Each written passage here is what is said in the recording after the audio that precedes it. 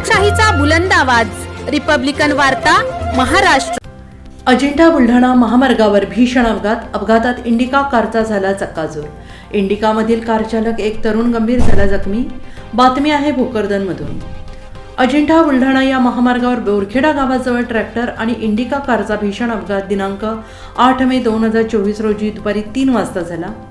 भोकरदन तालुक्यातील अजिंठा बुलढाणा या महामार्गावर इंडिका कारचा आणि ट्रॅक्टरचा भीषण अपघात झालेला आहे।